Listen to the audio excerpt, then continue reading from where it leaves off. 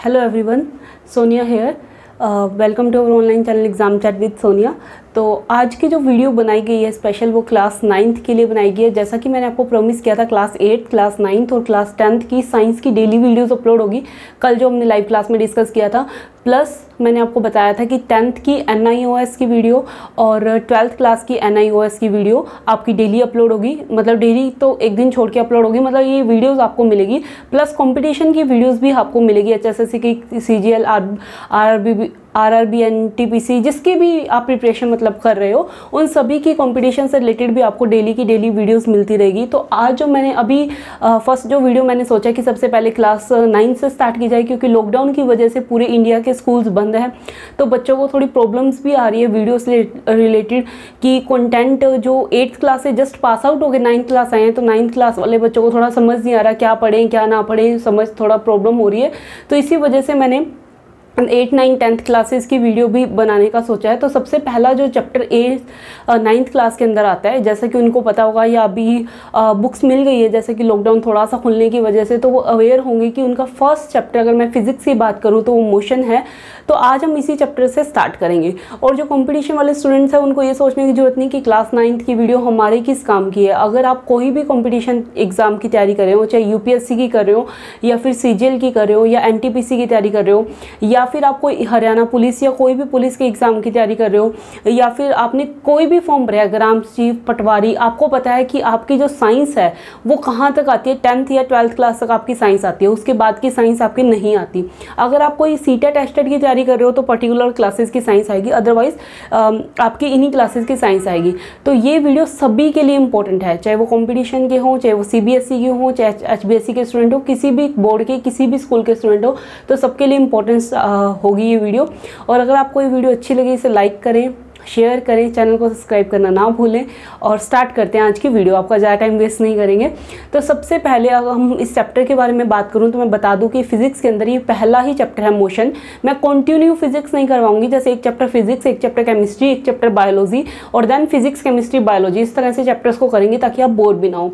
तो सबसे पहले अगर मैं बात करूँ फिजिक्स का, जो ये चैप्टर का नाम ही है, वो चैप्टर का नाम क्या है, मोशन। मोशन को अगर मैं एक वर्ड से डिफाइन करना चाहूँ, मोशन क्या होता है? मोशन होता है आपका मूवमेंट। क्या होता है आपका? मूवमेंट। इसका मतलब क्या है मूवमेंट? मैंने एक वर्ड से क्यों डिफाइन किया इसको, मूवमेंट को? देखो, कोई भी चीज़ है ना, जो फिजिक्स है आपकी, वो बहुत ही इंटरेस्टिंग है, सिर्फ इसको समझने की ज़रूरत है। अगर आप क्रैम करोगे तो कभी भी नहीं कर पाओगे। तो यहाँ पे आपको मोशन को याद करना है मूवमेंट वर्ड से। मूवमेंट का मतलब क्या होता है? मूवमेंट का मतलब, अगर देखो मैं हिंदी में आपको समझाऊँ तो मूवमेंट का मतलब होता है चलना। क्या वर्ड का मतलब होता है? चलना।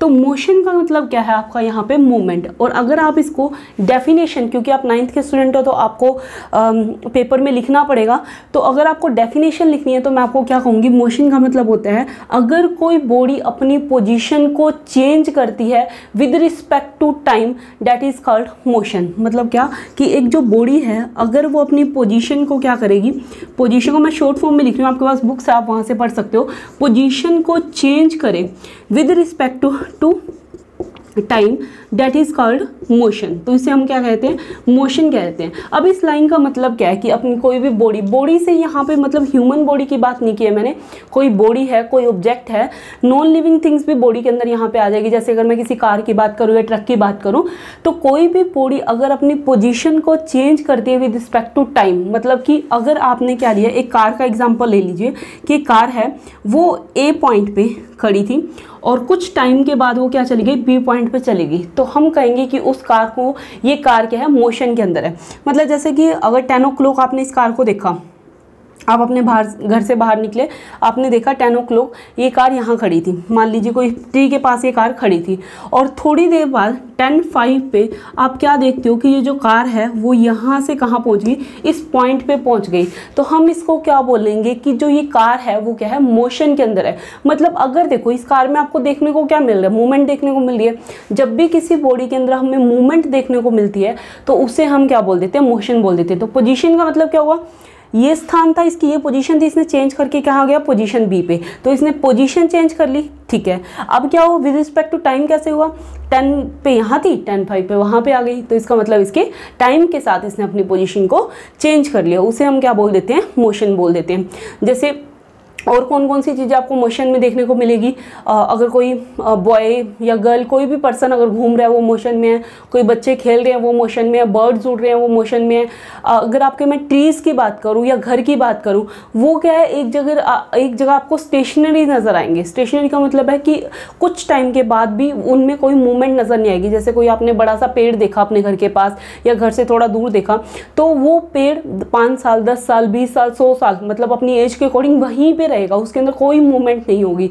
तो उसको हम क्या बोलते हैं, वो कौन सी चीज़ होती है जो स्टेशनरी होती है, उनको बोलते हैं हम कि बॉडी रेस्ट में है। तो रेस्ट का मतलब तो क्या होता है कि बॉडी के अंदर कोई भी मोशन नहीं हो रहा। मतलब अगर मैं इसको हिंदी में लिखूं तो रुकी हुई जो वस्तुएं होती है, जो रुके हुए ऑब्जेक्ट होते हैं, उनको हम क्या बोलते हैं, रेस्ट बोलते हैं। और जो बॉडी मूवमेंट करती है, जैसे आपकी ट्रेन, बस, कार, अगर वो ट्रेन बस मूव कर रही है तो हम कहेंगे मोशन में, अगर वो खड़ी हुई है तो हम क्या कह देंगे, रेस्ट में हो गई। बर्ड्स फ्लाई कर रहे हैं, एनिमल भाग रहा है, तो ये सारी चीज़ें आपको एक पेज, फर्स्ट पेज है उस पे अंदर देखने को मिलेगा, जो भी आपकी बुक के अंदर लिखा हुआ है। तो इस तरह से इन्होंने क्या बताया कि ये मोशन है। होप आपको मोशन समझ आ गया होगा। अब हम बात करते हैं आगे, मोशन के आगे हम बढ़ते हैं कि मोशन के आगे तो ये मोशन किस तरह से हो सकता है। मोशन जब वो किसी चीज़ के अंदर होगा तो ऑब्वियस सी बात है, हमने फर्स्ट पॉइंट क्या कहा कि इसकी पोजीशन के अंदर चेंज होगा। अगर एक किसी भी बॉडी की पोजीशन के अंदर चेंज होता है, हमने क्या कहा, पोजीशन का चेंज, हमने ये बोला ना पोजीशन का चेंज होगा with respect to time, with respect to time. तो इसका मतलब अब पोजीशन चेंज होगी तो पोजीशन को अलग अलग तरीके से हम पढ़ेंगे। अब देखो, कोई भी ऑब्जेक्ट, एक गाड़ी अगर एक प्लेस से सेकंड प्लेस तक मूव कर रही है तो उसकी पोजीशन में चेंज होगा, मतलब कुछ ना कुछ तो वो दूरी तय करेगी, मतलब कुछ ना कुछ तो उसने डिस्टेंस कवर किया। फॉर एग्जाम्पल, अगर मैं अब यहाँ पे हूँ, अब मैं कहाँ आ गई, यहाँ पे आ गई, तो इसका मतलब मैंने कुछ ना कुछ तो यहाँ पे लेंथ कवर की होगी, कुछ ना कुछ मैंने पाथ कवर किया होगा।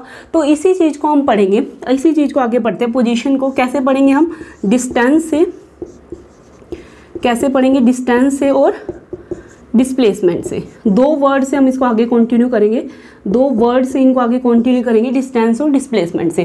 नेक्स्ट ही पेज पे आपको डिस्टेंस और डिस्प्लेसमेंट के बारे में मिलेगा। ये मैं बिल्कुल ही आपका मतलब आप एनसीईआरटी की बुक्स ले लीजिए 9th की, या फिर आप कोई एस चंद की या आप वीके पब्लिकेशन कोई भी बुक ले रहे हैं ना, तो आपको एग्जैक्टली यही वर्ड्स, मतलब यही टॉपिक आपको मिलने वाले हैं।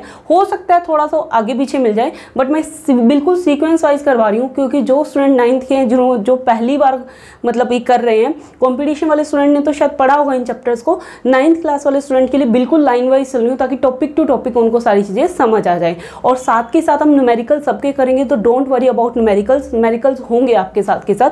तो अब हम वापस आते हैं डिस्टेंस पे। तो डिस्टेंस या डिस्प्लेसमेंट क्या होता है, दोनों को मैं एक साथ बताऊंगी। पहले मैं आपको बताती हूँ डिस्टेंस क्या होता है। देखो, डिस्टेंस होता है actual path covered by a body, actual path covered by a body. मैंने आपको पहले भी बताया, बॉडी यहाँ पे ह्यूमन बॉडी नहीं है, कोई ऑब्जेक्ट की बात भी कर सकता है। अब ये कहता है कि एक पॉइंट मान लीजिए ए और दूसरा पॉइंट मान लेते हैं हम बी। अगर यहाँ से यहाँ तक, ए पॉइंट से बी तक पॉइंट तक जाने के लिए जब भी कोई बॉडी कोई लेंथ कवर करती है, कोई पाथ कवर करती है, तो उसको हम क्या बोल देते हैं, डिस्टेंस बोल देते हैं। अब ये लेंथ कवर करती है, पाथ कवर करती है, इसका मतलब क्या है, और मैंने क्यों लिखा actual path covered by a body, मैंने क्यों नहीं लिखा कि path covered by a body. तो इसको मैं भी डिफाइन करती हूँ आपको। इस चीज़ को डिफाइन करने से पहले आपको 2 पॉइंट्स का मतलब पता होना चाहिए। कौन से 2 पॉइंट, फर्स्ट है initial point, first is your initial point and second is your final point. अगर आपको ये 2 पॉइंट पता है तो आपका मतलब कंसेप्ट क्लियर होगा, नहीं तो आपको आगे क्या होगी, इससे कंफ्यूजन हो जाएगी। इसलिए पहले मैं आपको बताती हूँ इनिशियल पॉइंट क्या होता है। देखो, इनिशियल पॉइंट होता है हमारा स्टार्टिंग पॉइंट। इनिशियल पॉइंट क्या होता है हमारा, स्टार्टिंग पॉइंट। स्टार्टिंग पॉइंट का मतलब क्या है, आपने जर्नी शुरू करनी है, आपने चलना शुरू करना। कहाँ से शुरू किया आपने, ए पॉइंट से, तो ए पॉइंट क्या हो जाएगा आपका यहाँ पे इनिशियल पॉइंट हो जाएगा। फॉर एग्जांपल ए क्या हो गया आपका यहाँ पे इनिशियल पॉइंट होगा, जहाँ पे आपकी जर्नी खत्म होती है। मतलब ये बी पॉइंट है जहाँ पे आपकी जर्नी खत्म होगी। अगर आप ऐसे यहाँ तक जा रहे हो सी तक, तो सी आपका क्या हो जाएगा, फाइनल पॉइंट, डेस्टिनेशन, मतलब जहाँ तक आप पहुँच जाते हो, मंजिल जो आपकी होगी। जो जहाँ से चलना शुरू किया, इनिशियल पॉइंट, स्टार्टिंग पॉइंट, जो भी आपको बोलना है वैसे प्रोनाउंस कर सकते हो, बुक में इनिशियल पॉइंट के नाम से आपको मिलेगा। और लास्ट जो पॉइंट है, जो एंडिंग डेस्टिनेशन का पॉइंट होता है, जैसे यहाँ पे अब मैंने सी ले लिया, तो ये क्या हो जाएगा आपका फाइनल पॉइंट हो जाएगा। सी यहाँ पे आपका क्या हो जाएगा, फाइनल पॉइंट हो जाएगा। अब आप ये सोचोगे कि हम इन दोनों पॉइंट्स को डिस्कस क्यों कर रहे हैं, क्योंकि डिस्टेंस और डिस्प्लेसमेंट में इन दोनों पॉइंट्स को मुझे बार बार यूज़ करना है कि आपका इनिशियल पॉइंट ये है, फाइनल पॉइंट ये है, तो इसलिए मैंने इनको पहले से ही एक्सप्लेन कर दिया। अब वापस जाते हैं अपने डिस्टेंस के टॉपिक पे। मैंने क्या कहा आपको, एक पॉइंट से दूसरे पॉइंट जाने पर एक्चुअल पाथ या फिर मैं कहूँ total length covered by a body, किसी तरह से आपको डेफिनेशन मिल सकती है, total length covered by a body, covered by a body मतलब एक बॉडी के द्वारा जितनी टोटल लेंथ कवर की गई है उसको हम क्या बोलते हैं, डिस्टेंस बोलते हैं। पहले हम डिस्टेंस के बारे में पढ़ रहे हैं, फिर डिस्प्लेसमेंट के बारे में पढ़ेंगे, ठीक है। तो अब यहाँ पे डिस्टेंस क्या है, अगर मैं इसको शॉर्ट फॉर्म में समझाना चाहूँ आपको, बिल्कुल सिंपल, बिल्कुल देसी लैंग्वेज में कहूँ तो मैं आपको बताना चाहूँ तो total length covered by a body. अब टोटल लेंथ का यहाँ पे क्या मतलब है, देखिए एक ये पॉइंट है ए आपका, एक ये पॉइंट है बी आपका, और एक ये पॉइंट है सी। अब कोई बॉडी है, मान लीजिए कोई पर्सन ही है, उसने क्या किया, चलना स्टार्ट किया, यहाँ से ए से बी पॉइंट तक गया। वो मान लीजिए वो अपने घर से निकला, घर से पहले क्या जाता है, वो एक शॉप पे जाता है, शॉप पे जाके कुछ अपना खाने पीने का सामान खरीदता है, और फिर वो चला जाता है अपने फ्रेंड के घर। फिर वो कहाँ चला जाता है, अपने फ्रेंड से मिलने के लिए चला जाता है। इवनिंग का टाइम में अपने फ्रेंड से खेलने के लिए गया तो मिलने के लिए चला जाता है। तो यहाँ से यहाँ तक उसने ट्रैवल किया, मान लेते हैं हम 500 मीटर। ये डिस्टेंस कितना है, 500 मीटर। और जो ये वाला डिस्टेंस है वो हम मान लेते हैं 400 मीटर। क्लियर। तो अगर मैं कहूँ कि उसने ए से सी तक कितना डिस्टेंस कवर किया, मतलब ए से जब वो सी पॉइंट तक पहुंचा, तो मैं आपसे क्वेश्चन होगा मेरा कि ए से सी तक उसने कितना डिस्टेंस कवर किया, तो आप कितना बताओगे, 500 मीटर यहाँ तक प्लस 400 मीटर, तो उसने टोटल डिस्टेंस कितना कवर किया, 900 मीटर। इतना क्लियर हुआ। That is your distance. Distance का मतलब क्या है, टोटल लेंथ। अब हमने देखा ये वाला डिस्टेंस 500 है और ये वाला डिस्टेंस क्या है, 400 है। तो हमारा ए से सी तक, ए टू सी तक जो लेंथ कवर की हमने, जो पाथ कवर किया हमने, वो टोटल कितना हो गया, 900 मीटर। इसी को हम क्या कहते हैं, डिस्टेंस कहते हैं। अब डिस्टेंस के साथ आप ये भी देखिए कि यहाँ पे मैंने आपको डिस्टेंस बिल्कुल सिंपल लैंग्वेज में बता दिया। अब थोड़ा सा मैं डिस्टेंस को नेक्स्ट पॉइंट पे लेके चलती हूँ कि आगे मैं आपको क्या बताने वाली हूँ, ठीक है। अब देखिए ये जो डिस्टेंस है वो ऐसे भी हो सकता है, स्ट्रेट लाइन में भी हो सकता है।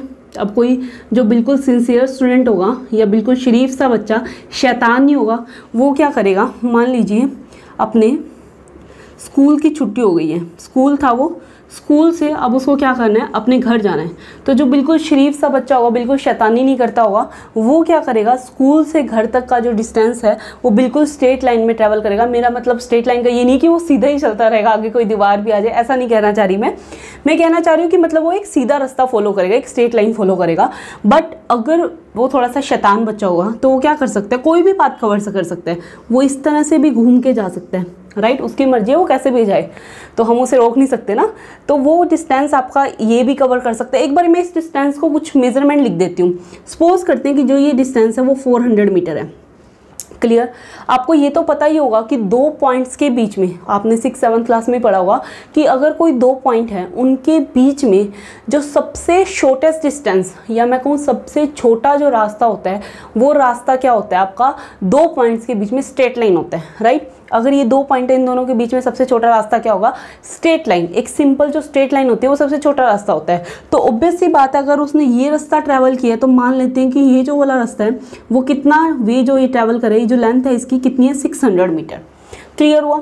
अगर वो कुछ और घूम के जाता है, लाइक वो ऐसा मूव करते हुए जाता है, ऐसे घूमते घूमते ऐसे घूमते हुए जाता है, सबसे मिलता हुआ, तो मान लेते हैं कि ये वाला रास्ता कितना है, 900 मीटर। क्लियर। तो यहाँ पे अगर आपसे डिस्टेंस पूछा जाए कि डिस्टेंस कितना है या डिस्टेंस कौन सा होगा, तो ये सभी के सभी डिस्टेंस है। मेरा कहने का मतलब 400 मीटर भी आपका डिस्टेंस है, 600 मीटर भी डिस्टेंस है, 900 मीटर भी आपका डिस्टेंस है। तो डिस्टेंस हमेशा एक स्ट्रेट लाइन नहीं हो सकता। डिस्टेंस आपका क्या होगा, टोटल लेंथ होगी, मतलब जो जितनी भी लेंथ उसने कवर की है वो आपका क्या हो जाएगा, सिंपल सी एक बात रहेगी, वो आपका क्या हो जाएगा, डिस्टेंस हो जाएगा। अब ये आप सोच रहे कि मैं यहाँ पे ये क्यों बता रही हूँ, मतलब ऐसा रास्ता या वैसा रास्ता, मतलब मैं इसको भी कह रही हूँ डिस्टेंस है, इस रास्ते को भी मैं डिस्टेंस कह रही हूँ, इस रास्ते को भी मैं डिस्टेंस कह रही हूँ। तो मेरा यहाँ पे बताने का मतलब क्या है, ये मैं इसलिए बता रही हूँ क्योंकि अभी जब हम डिस्प्लेसमेंट पढ़ेंगे ना, तब आपको डिफरेंस नज़र आएगा कि what is the difference between distance and displacement, और मैंने ये पाथ क्यों कवर किए थे। तो आपको सिर्फ ये इस एग्जांपल की एक बार इमेज माइंड में रखनी है, और डिस्टेंस को एक वर्ड से याद रखना है, total length covered by a body, या actual path covered between 2 points, initial and final point. अब देखिए, इसके बाद मैं आपको डिस्प्लेसमेंट बताती हूँ, फिर उन दोनों के अंदर डिफरेंस बताऊंगी, तो आप मेरी बात अच्छे से समझ पाएंगे। ये डायग्राम मैं अभी इरेज नहीं कर रही, क्योंकि इसी के साथ मैं आपको कुछ बताने वाली हूँ। 1 सेकेंड, मैं एक बार इसको इरेज करके आपको थोड़ा सा डिस्प्लेसमेंट के बारे में बताती हूँ, तो आप मेरी बात समझ पाओगे कि इस एग्जाम्पल से मैं आपको क्या कहना चाह रही थी। अगर मैं डिस्प्लेसमेंट की बात करूँ, अगर मैं किसकी बात कर दूँ, डिस्प्लेसमेंट की, तो डेफिनेशन देखिए, डिस्प्लेसमेंट की डेफिनेशन क्या होती है। ये भी लेंथ है, ये भी लेंथ है, दोनों है लेंथ ही, मतलब एक ए पॉइंट से बी पॉइंट तक जाने को डिस्टेंस भी बोलेंगे, डिस्प्लेसमेंट भी बोलेंगे। डिफरेंस क्या है आपको अभी समझ आएगा जब आप डेफिनेशन देखोगे। डिस्प्लेसमेंट होता है शॉर्टेस्ट पाथ, अब आपको क्लियर ही हो गया होगा एक वर्ड से, शॉर्टेस्ट पाथ बिटवीन 2 पॉइंट्स, या shortest path between initial and final point, कैसे भी आप कह सकते हो, इनिशियल एंड फाइनल पॉइंट। ये देखिए, ये वर्ड यूज़ हो रहा है ना, इनिशियल एंड फाइनल पॉइंट, इसीलिए मैंने आपको ये वर्ड यहाँ पे पहले ही इंट्रोड्यूस कर दिया था। तो what is the meaning of initial and final point. तो यहाँ पे इसने क्या कहा, शॉर्टेस्ट पाथ, मतलब ये दोनों पॉइंट, अगर मैं इसकी बात करूँ, मैंने ए पॉइंट ले लिया और यहाँ पे मैंने बी पॉइंट ले रखा है, ए और बी के बीच में जो आपको सबसे शॉर्टेस्ट पाथ नज़र आ रहा है, अभी हमने डिस्कस किया था कि 2 पॉइंट्स के बीच में शॉर्टेस्ट पाथ क्या हो सकता है, शॉर्टेस्ट पाथ हमेशा एक स्ट्रेट लाइन होगी। तो अगर मैं इसकी बात करूं शॉर्टेस्ट पाथ की, तो यहाँ पे जो आपको पाथ नज़र आ रहा है, शॉर्टेस्ट पाथ जो आपको नज़र आ रहा होगा, वो ये नज़र आ रहा होगा, जो शायद मेरा ब्लू मार्कर आपको दिखाई दे रहा होगा। तो शॉर्टेस्ट पाथ इन दोनों लाइन्स के बीच में जो आपको नज़र आ रहा है, वो ये स्ट्रेट लाइन नज़र आ रही होगी। क्लियर, ये स्ट्रेट लाइन नज़र आ रही है। तो ये जो स्ट्रेट लाइन है, जिसको हमने क्या रिप्रेजेंट किया था, 400 मीटर बताया था, ये 400 मीटर अब आपका क्या बन जाएगा, डिस्प्लेसमेंट होगा। क्लियर हुआ मेरा। ये डिस्टेंस भी हो सकता है, डिस्प्लेसमेंट भी हो सकता है। डिस्प्लेसमेंट को आपको नहीं ध्यान रखना है कि डिस्प्लेसमेंट का मतलब है shortest path between the 2 point. आप इसको डिस्टेंस बोल सकते हो। जो डिस्प्लेसमेंट है वो डिस्टेंस हो सकता है, मतलब ये 400 मीटर डिस्टेंस भी हो सकता है, डिस्प्लेसमेंट भी हो सकता है। पर जो डिस्टेंस होगा, जैसे कि अगर मैं बात करूं 600 मीटर की, अगर मैं बात करूं 600 मीटर, क्या 600 मीटर जो आपने डिस्टेंस कवर किए, ऐसा सर्कुलर सा, मतलब लाइक इस तरह से जो आपने डिस्टेंस कवर किया, ये वाला जो ये आपने 600 मीटर डिस्टेंस कवर किया, क्या ये डिस्प्लेसमेंट हो सकता है? कभी नहीं। क्यों नहीं हो सकता?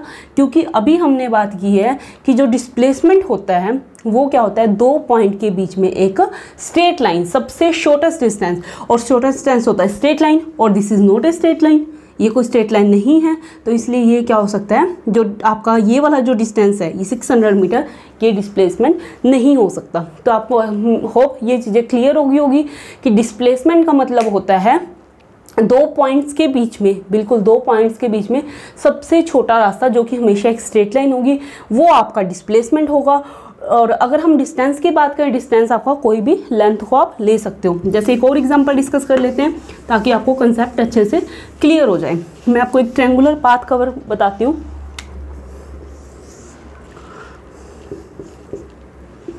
ये मैं थोड़ा डायग्राम से हेल्प से आपको समझाने की कोशिश करती हूँ।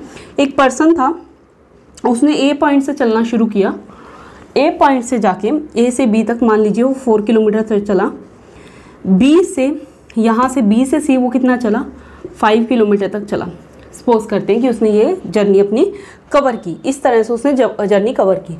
तो अब अगर मैं मेरा क्वेश्चन हो कि एक पर्सन ने, इस पर्सन ने जो जर्नी कवर की है ए से सी तक, ए पॉइंट से लेके जो डिस्टेंस है ए से सी तक, इसका डिस्टेंस कितना होगा? तो आप क्या करोगे, जो भी आपका पूरा टोटल जो लेंथ है उसको ऐड करोगे। टोटल लेंथ यहाँ पे क्या होगी, ए से बी तक लेंथ कितनी हो जाएगी आपकी, 4 किलोमीटर। और बी से सी तक जो आपका डिस्प्लेसमेंट हो जाएगा, सॉरी डिस्टेंस हो जाएगा, लेंथ हो जाएगी आपकी जो, वो कितनी हो जाएगी, 5 किलोमीटर। तो टोटल डिस्टेंस जो हो जाएगा आपका वो कितना हो जाएगा, 9 किलोमीटर। होप आपको कंसेप्ट क्लियर होगा। क्योंकि डिस्टेंस की अगर आपको ध्यान, यहाँ पे डेफिनेशन लिखी भी हुई है, डिस्टेंस का मतलब क्या होता है, टोटल लेंथ। और यहाँ पे टोटल लेंथ कितनी है आपकी, ए पॉइंट टू सी पॉइंट तक। तो ए से बी मैंने 4 ले ली और बी से सी आपकी क्या हो जाएगी, 5 हो जाएगी। और अगर इसी के बीच में मैं डिस्प्लेसमेंट की बात करूं तो डिस्प्लेसमेंट क्या होगा, ए से सी के बीच में आपको सबसे शॉर्टेस्ट पाथ क्या नज़र आ रहा है? क्या ये शॉर्टेस्ट पाथ है कि ए से बी से जाएं और बी से सी तक जाएं? ये शॉर्टेस्ट पाथ नहीं है। शॉर्टेस्ट पाथ है आपका ये वाला, यहाँ पे ये वाला, ये। तो इसको जैसे एग्जैक्टली अगर आप स्केल से मेजर करोगे तो एग्जैक्ट आंसर आएगा आपके पास कि मतलब आप 4 सेंटीमीटर ये लाइन ले लीजिए, 5 सेंटीमीटर ये लाइन ले लीजिए। अभी यहाँ पे 4 सेंटीमीटर बड़ा और 5 सेंटीमीटर छोटा लग रहा है, बट एक्चुअल में आपको एग्जैक्ट उससे करना है, स्केल से। तो आप जब ये दोनों लाइन सेंटीमीटर से लोगे ना, 4 सेंटीमीटर 5 सेंटीमीटर, तो इसको मेज़र करोगे तो एग्जैक्ट ये लाइन आ जाएगी। मैं एक बार फॉर एग्जाम्पल आपको समझाने के लिए ले रही हूँ 7 किलोमीटर। तो यहाँ पर आपका जो डिस्प्लेसमेंट हो जाएगा वो कितना हो जाएगा, 7 किलोमीटर। क्लियर हुआ? यहाँ तक आपको समझ आया कि मैं क्या समझाने की कोशिश कर रही हूँ। होप आपको ये क्लियर हो गया होगा। एक बार आप इसको नोट कर लीजिए, एग्जाम्पल को अपने स्क्रीनशॉट ले लिया होगा। अब हम बढ़ते हैं हमारे नेक्स्ट पॉइंट की तरफ, स्केलर एंड वेक्टर क्वांटिटी। अब ये स्केलर एंड वेक्टर क्वांटिटी क्या है, इससे पहले कि हम डिफरेंस करें कि what is the difference between distance and displacement, जो कि 2 या 3 मार्क्स में 9th क्लास में हमेशा क्वेश्चन पेपर में पूछा जाता है, तो उससे पहले आपको समझना पड़ेगा स्केलर एंड वेक्टर क्वांटिटी। क्योंकि मैं अभी आपको बताने वाली हूँ कि डिस्टेंस स्केलर क्वांटिटी होती है, वेक्टर डिस्प्लेसमेंट स्केलर होती है वेक्टर। और शायद ये समझने के बाद आप खुद ही बता दोगे कि डिस्टेंस कौन सी क्वांटिटी और डिस्प्लेसमेंट कौन सी क्वांटिटी है। और ये पूरे आपके यूज़ होने वाला है हर जगह पे, इसीलिए आपको इसको समझना बहुत ज़रूरी है। जितने भी फिजिक्स के आप चैप्टर करोगे 9th में, 10th में, 11th में, 12th में, ये टर्म्स आपका पीछा नहीं छोड़ेगी, तो बेटर है इसको अभी समझ लें। तो बात करते हैं सबसे पहले हम स्केलर क्वांटिटी की। स्केलर क्वांटिटी कौन सी होती है? देखो पहले मैं डेफिनेशन लिखती हूँ सिर्फ ताकि आप चीज़ों को समझ पाओ। स्केलर क्वांटिटी वो क्वांटिटी होती है जिसके अंदर क्या होता है, ओनली डायरेक्शन होती है। अभी मैं एग्जांपल से समझाती हूँ आपको। Only direction, the quantity which has only direction is called scalar quantity. मतलब ऐसी क्वांटिटी जिसके अंदर सिर्फ डायरेक्शन होती है उसको हम क्या कहते हैं, स्केलर क्वांटिटी कहते हैं। अब हम बात करते हैं वेक्टर क्वांटिटी की। वेक्टर क्वांटिटी कौन सी क्वांटिटी होती है? वेक्टर क्वांटिटी होती है जिसके अंदर आपका मैग्नीट्यूड भी होता है एज वेल एज आपकी डायरेक्शन भी होती है। उसे हम क्या कह देते हैं, आपकी वेक्टर क्वांटिटी बोलते हैं। वेक्टर क्वांटिटी का मतलब क्या है, magnitude as well as direction. अब अभी सभी के माइंड में, मतलब जब आप वीडियो देखोगे तो अगर किसी को मैग्नीट्यूड नहीं पता तो वो कहेगा कि डायरेक्शन तो चलो समझ आ गई कि east direction, west direction, south direction, north direction, कोई भी डायरेक्शन हो सकती है। बट ये मैग्नीट्यूड क्या है, इस टर्म को हम समझेंगे। मैग्नीट्यूड क्या होता है, किसी भी नंबर की हम बात करते हैं, मैथमेटिकल जब हम कोई नंबर की बात करते हैं ना, डेट इज़ योर मैग्नीट्यूड। अब मैं समझाती हूँ आपको एग्जाम्पल से।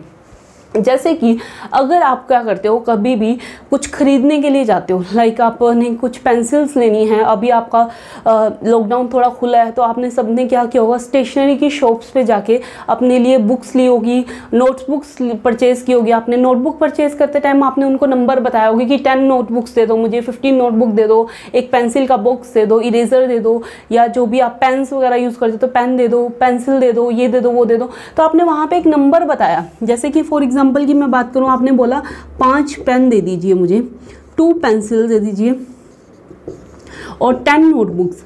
तो यहाँ पे जो आपने क्या बताया, नोटबुक की क्वांटिटी बताई ना, कितनी है, 10, 5, 2, that is your magnitude, that is your magnitude. या फिर आपने कभी भी फ्रूट्स वगैरह लेने के लिए अगर आप अपने पेरेंट्स के साथ जाते हैं या आपने खुद कभी फ्रूट्स परचेज़ किए, वेजिटेबल में कुछ परचेज़ किया, तो आप वहाँ पे क्वांटिटी बताते हो, 1 किलोग्राम एप्पल, 2 किलोग्राम ऑरेंज, या जो भी है, जो भी चीज़ आप परचेज़ करते हो, टमाटो, पोटैटो वगैरह, रेडिश वगैरह जो भी, तो आप वहाँ पे बताते हो 1 किलोग्राम, 2 किलोग्राम।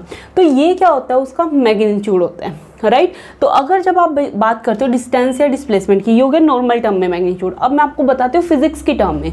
जब आप डिस्टेंस की बात करते हो, जब आप कहते हो कि किसी पर्सन ने डिस्टेंस कवर किया, तो वहाँ पर आप मैंशन करते हो कि उसने कितना डिस्टेंस कवर किया, 5। तो उसमें क्या समझेगा कोई कि 5 किलोमीटर डिस्टेंस कवर किया है या 5 मीटर की है, तो विदाउट यूनिट आप उसका कुछ भी नहीं बता सकते। तो यहाँ पे जब आप बताते हो 5 मीटर की है या 5 किलोमीटर डिस्टेंस ट्रैवल की है, तो ये क्या हो जाता है, आपका एक मैग्नीट्यूड हो जाता है। तो वहाँ पे आपने क्या मेंशन कर दिया कि मैग्नीट्यूड मेंशन कर दिया कि उसने 5 किलोमीटर चला। जो किलोमीटर मीटर में ये लिख रही हूँ, ये यूनिट्स होती है इसकी, इसके बारे में बाद में बात करेंगे एक और वीडियो में कि यूनिट्स क्या होती है। यहाँ पे बस आपको मैं एक टर्म बता रही हूँ कि मैग्नीट्यूड क्या होती है। अब देखिए, अगर मैंने आपको बताया कि 5 किलोमीटर, एक पर्सन ने वॉक की 5 किलोमीटर नॉर्थ डायरेक्शन के अंदर, नॉर्थ डायरेक्शन के अंदर। यहाँ पे मैंने कोई भी डायरेक्शन दे दी। एक पर्सन चला 1 kilometre in a straight line, या इन ए स्ट्रेट लाइन। एक पर्सन ने ट्रैवल किया 1 kilometre in a straight line. तो इन दोनों एग्जाम्पल में आपने देखा कि मैंने इन दोनों के साथ डायरेक्शन दे दी, magnitude as well as direction, magnitude as well as direction. तो ये कौन सी क्वांटिटी होती है जिसके अंदर magnitude as well as direction होता है? वो होती है हमारी वेक्टर क्वांटिटी। और जिसके अंदर सिर्फ डायरेक्शन होती है वो हमारी कौन सी होती है? Scalar quantities. तो हमारी वो क्या हो जाएगी? Scalar quantity. अब आप सोच रहे होंगे कि डिस्टेंस वेक्टर क्वांटिटी है, स्केलर क्वांटिटी है।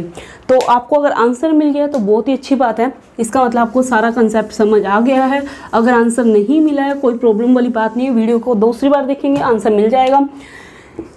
यहाँ पे मैं आपको बता देती हूँ, क्लियर कर देती हूँ, distance is a scalar quantity. Explain भी करती हूँ क्यों स्केलर मैंने कहा है, वैसे तो आपको समझ ही आ गया होगा, थोड़ा बहुत फिर भी बता देती हूँ डिस्टेंस स्केलर क्वांटिटी कैसे हुआ। देखो, अगर ये डिस्टेंस ये है, इट्स ओके, स्केलर नहीं बोल सकते इसको, बट अगर कोई व्यक्ति ऐसे मूव कर रहा है, क्या आप उसकी इस जिग-जैग मोशन को, ये वाला मोशन डिफाइन कर सकते हो कि उसने कैसे ट्रेवल किया? नहीं डिफाइन कर सकते ना। अगर मैं किसी पर्सन को बोलूँ कि वो ऐसे घूम के आया है, तो आप इसकी क्या डायरेक्शन बताओगे? कोई डायरेक्शन नहीं बता सकते। आप ये कहोगे कि जिग-जैग पाथ मूव किया उसने, जिग-जैग पाथ तो कैसे भी हो सकता है। तो इसलिए डिस्टेंस के अंदर क्या होता है, कोई डायरेक्शन फिक्स नहीं होती, कोई भी डायरेक्शन फिक्स नहीं है, वो कैसे भी मूव कर सकता है। तो डिस्टेंस हमारी क्या होती है? Scalar quantity. बट अगर मैं डिस्प्लेसमेंट की बात करूँ, डिस्प्लेसमेंट क्या होती है? एक वेक्टर क्वांटिटी। अब आप बहुत ही इंटेलिजेंट स्टूडेंट्स हो तो आपको पता चल ही गया होगा कि ये वेक्टर क्वांटिटी कैसे है, क्योंकि डिस्प्लेसमेंट मैंने क्या कहा था, 2 पॉइंट्स के बीच में सबसे शॉर्टेस्ट डिस्टेंस, और 2 पॉइंट के बीच में शॉर्टेस्ट डिस्टेंस तो क्या होता है? हमारी एक स्ट्रेट लाइन। तो हमारा डिस्प्लेसमेंट क्या हो जाएगा? एक वेक्टर क्वांटिटी, क्योंकि स्ट्रेट लाइन भी क्या है? एक डायरेक्शन ही होगी, या तो वो इस साइड मूव कर रहा है या फिर इस साइड मूव कर रहा है। तो ये क्या हो जाएगी? हमारी वेक्टर क्वांटिटी। तो होप आपको ये सारा कंसेप्ट क्लियर हो गया होगा, डिस्टेंस डिस्प्लेसमेंट कैसी क्वांटिटीज़ है, वेक्टर क्वांटिटी है, स्केलर क्वांटिटी है। एक और पॉइंट है इसके अंदर जो मेन, आप इनके डिफरेंस में भी डाल सकते हैं, दोनों की डेफिनेशन डाल सकते हैं, वेक्टर स्केलर क्वांटिटी है, वेक्टर क्वांटिटी है, वो डाल सकते हैं, एग्जांपल्स डाल सकते हैं। एक सबसे मेन पॉइंट जिस पे क्वेश्चंस बहुत बनते हैं, एनसीईआरटी की जब आप 2 पेज पढ़ने के बाद 3rd पेज टर्न करोगे तो ऊपर एक बॉक्स बना है जहाँ पे आपसे 3 क्वेश्चन पूछे होंगे, और उसमें से एक क्वेश्चन ये पूछा हुआ है कि जो डिस्टेंस है वो आपकी 0 हो सकता है या नहीं हो सकता, या डिस्प्लेसमेंट है आपका वो 0 हो सकता है या नहीं हो सकता। तो मैं आपको बता दूं, जब भी आप मूव करना शुरू करते हो एक पॉइंट से, अगर आपने थोड़ा सा भी इतना सा भी चला है तो आपने कुछ ना कुछ डिस्टेंस कवर कर लिया। मतलब आपने क्या है, मान लेते हैं कि कितना भी मान लो आप 0.1 किलोमीटर अगर आपने ट्रैवल कर लिया तो कुछ ना कुछ आपने डिस्टेंस ट्रैवल कर लिया। डिस्टेंस कभी भी 0 नहीं हो सकता। तो ये जो डिस्टेंस होता है आपका, डिस्टेंस कांट बी 0, किसी भी केस में डिस्टेंस क्या है? 0 नहीं हो सकता।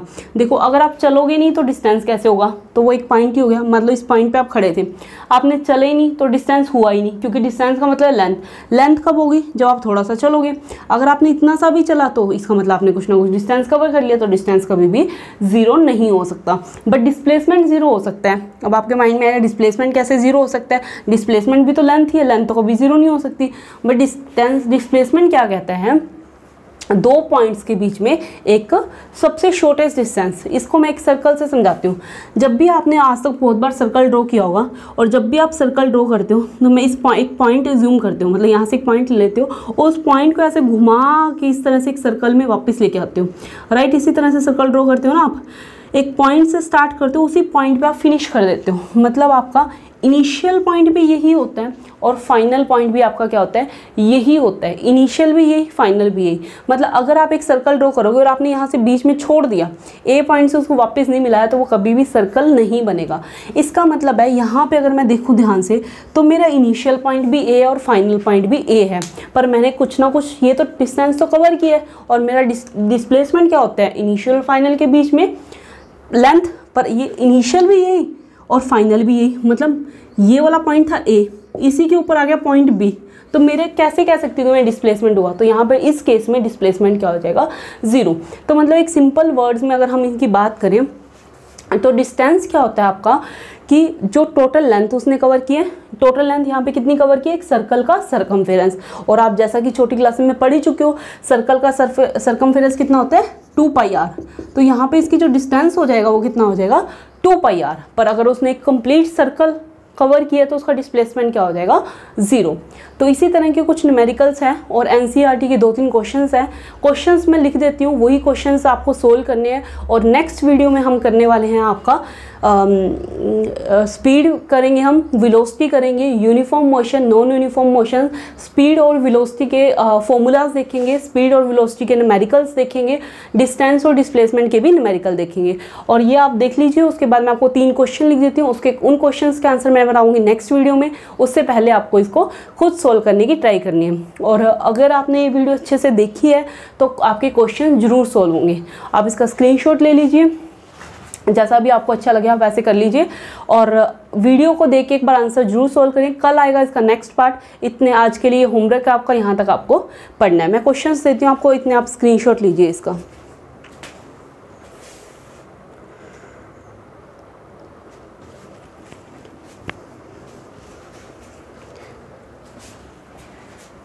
यस गाइस, तो ये कुछ क्वेश्चंस हैं जो मैंने लिखे हैं।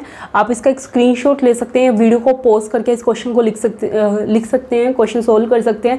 अगर आपने वीडियो को समझा तो क्वेश्चन के आंसर आपको मिल जाएंगे। पहला क्वेश्चन क्या कहता है, object moved through a distance can it have a zero displacement. एक ऑब्जेक्ट है वो कुछ डिस्टेंस कवर करता है, तो आपको बताना है उसका डिस्प्लेसमेंट क्या होगा। इफ़ यस, अगर आपको लगता है कि उसका डिस्प्लेसमेंट 0 होगा तो आपको आंसर देना है और विद एग्जाम्पल से एक्सप्लेन भी करना है। उसके बाद ये क्या कहता है, नेक्स्ट क्वेश्चन है, farmer moves along the boundary of a square field of a side in 10 metre in 40 second. एक फार्मर है, इस तरह का कोई स्क्वायर फील्ड बना हुआ है, स्क्वायर समझते हो ना, जिसकी सारी साइड्स बराबर होती है। एक स्क्वायर फील्ड बना हुआ है, उसके ऊपर क्या करता है, एक जो फार्मर है उस स्क्वायर फील्ड के अराउंड मूव करता है। कितना मूव करता है, 10 मीटर वो मूव कर लेता है। कितने सेकंड में, 40 सेकंड में। कितना ट्रैवल करता है, 10 मीटर ट्रैवल करता है 40 सेकंड में। What will be the magnitude of the displacement of the farmer at the end of 2 minute 20 second from its initial position. कहता है मान लीजिए वो फार्मर इस ए पोजीशन से स्टार्ट हुआ, इस तरह से A B C D D ऐसे करके, मतलब वो चक्कर लगा रहा है। अगर 10 मिनट में अगर उसने 40 सेकंड के अंदर अगर उसने 10 मीटर कवर किया, कितना कवर किया, 40 सेकंड के अंदर 10 मीटर कवर किए, तो उसने पूछा है कि उस जो फार्मर है उसका डिस्प्लेसमेंट कितना होगा। मतलब आपसे डिस्प्लेसमेंट आपको निकालना है, डिस्प्लेसमेंट कितना होगा। क्या कहा है उसने, at the end of 2 minute 40 second. अब 40 सेकंड में कितना ट्रैवल करता है, 10 मिनट, तो 2 मिनट 40 सेकंड के अंदर उसका जो डिस्प्लेसमेंट है वो कितना होगा, वो आपसे पूछ रहा है फ्रॉम इट्स इनिशियल पोजीशन, अगर उसने ए से चलना स्टार्ट किया था। ठीक है, उसके बाद नेक्स्ट क्वेश्चन आपसे, which of the following is true for the displacement. कहता है इनमें से मैंने 2 बातें लिखी हैं जो आपको लगता है डिस्प्लेसमेंट के अकॉर्डिंग सच है, उस पर आपको टिक करना है। It can not be zero, जो डिस्प्लेसमेंट है वो कभी भी जीरो नहीं हो सकता। Its magnitude is greater than it's distance travel by a body. कहता है जो इसका मैग्नीट्यूड होता है वो ज़्यादा होता है हमेशा जो डिस्टेंस ट्रेवल करता है बॉडी से। तो ये 2 क्वेश्चन है। एनसीईआरटी की बुक मैं करवा रही हूँ आपको, मैं पहले ही बता रही हूँ, एनसीईआरटी की इंग्लिश हिंदी मीडियम, आप कोई भी बुक ले सकते हैं जो आपका मीडियम है। उसके अकॉर्डिंग मैं आपको 9th क्लास की जो मैंने फिजिक्स है वो आपको स्टार्ट करवाई हुई है। और ये 3 क्वेश्चंस है, इन तीनों क्वेश्चन के अगर आप आंसर दे पा रहे हो इसका मतलब आप कंटेंट को समझ पा रहे हो। अगर नहीं दे पा रहे तो वीडियो को आपको दोबारा से चेकआउट करना पड़ेगा, देखना पड़ेगा, क्वेश्चंस के आंसर आ जाएंगे। और मैं साइड में हूँ, आप इसका चाहे तो स्क्रीनशॉट लें, चाहे इसको नोट करें, जैसे भी आपको करना है उसको कर सकते हैं। और फिर भी अगर और इन तीनों क्वेश्चन के आंसर मैं आपको नेक्स्ट पार्ट में करवा दूंगी। हो गए हैं तो बहुत अच्छी बात है, अगर नहीं हुए तो नेक्स्ट पार्ट में मैं आपको इसके आंसर करवाने के साथ हम आगे इस चैप्टर को कंटिन्यू करेंगे। तो अगर आपको ये वीडियो अच्छी लगी है इसे लाइक करें, शेयर करें उन फ्रेंड्स तक जो ट्यूशन्स की महंगी फीस अफोर्ड नहीं कर सकते, उन तक पहुंचाएं, अपने दोस्तों तक। कंपटीशन के लिए भी ये वीडियो बहुत ज़्यादा हेल्पफुल है। मैंने आपको पहले ही बताया था एनसीईआरटी की बुक्स आपके लिए बेस्ट बुक्स हैं। तो प्लीज़ इसे ज़्यादा से ज़्यादा शेयर करें, चैनल को सब्सक्राइब करें, वीडियो अच्छी लगी तो लाइक ज़रूर करें और कमेंट करके बताएं आपको कौन से टॉपिक पे वीडियो चाहिए। और ये सीरीज़ आपकी चलती रहेगी। Thank you.